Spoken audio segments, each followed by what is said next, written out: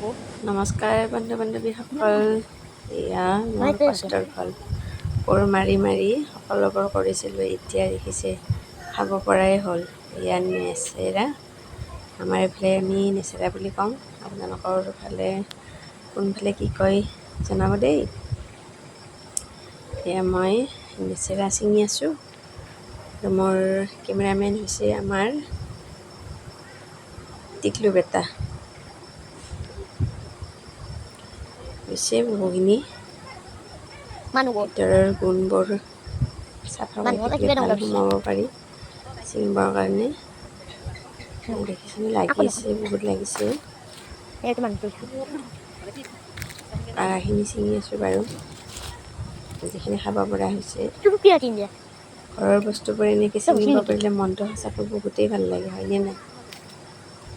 আপোনালোকে কাৰোবাৰ ঘৰত কৰে নে এনেদৰে সৰুকৈ এখন খেতি? আমাৰ এইটো বছৰৰ চব্জি কিনিব লগা হোৱা নাই বুলিয়ে ক'ব পাৰি, ঘৰৰ বস্তুৱে আমি খাই আছোঁ এনেকৈ।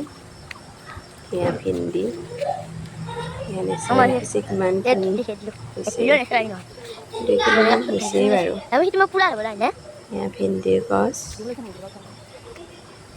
ভেন্দিখিনিও ধুনীয়া একদম খাবৰ কাৰণে মচমচীয়া একদম। ঘৰৰে বস্তু 2-3 দিনৰ মূৰে মূৰে 1 কিলোমানকৈ ওলায় আৰু। ভেন্দি, নেচেৰা, তাৰপিছত ভাতকেৰেলা, ফেচটো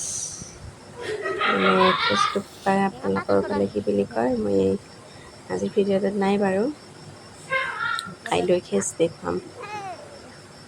খাই ভালেই লাগে।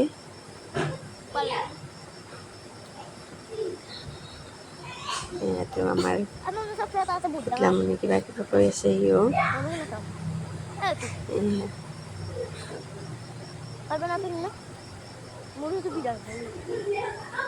এনেদৰে ঘৰত খেতি কৰিলে কৰাৰ সময়ত কষ্ট দিয়কচোন, কিন্তু যেতিয়া খাব পৰা হয় নহয়, বহুতেই ভাল লাগে।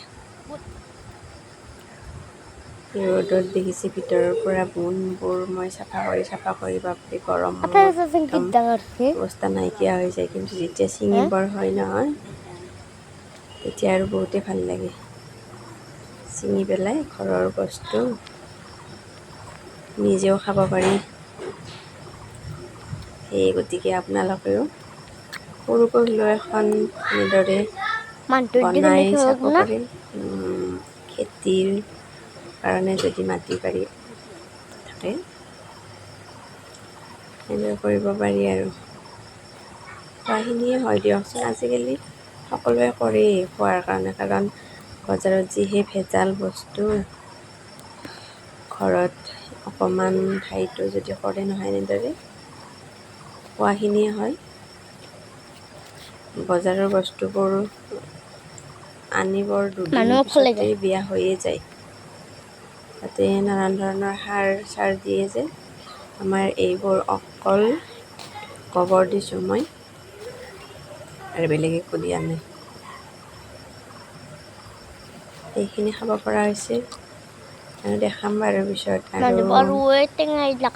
জিকাও লাগিব ধৰিছে, তিয়ঁহ, জিকা আৰু বেলেগ বেলেগ ধৰণৰ বস্তু আছে, মই দেখাম ৰ'ব এদিন ভালকৈ, কিন্তু সময়ে মিলাব নোৱাৰোঁ যে, সেইটো কাৰণে দেখুওৱা নহয়। ল'ৰা স্কুলৰ পৰা অনাৰ পিছত এনেদৰে বস্তুবোৰ ছিঙিলোঁ, সিও কেমেৰামেন হ'ল।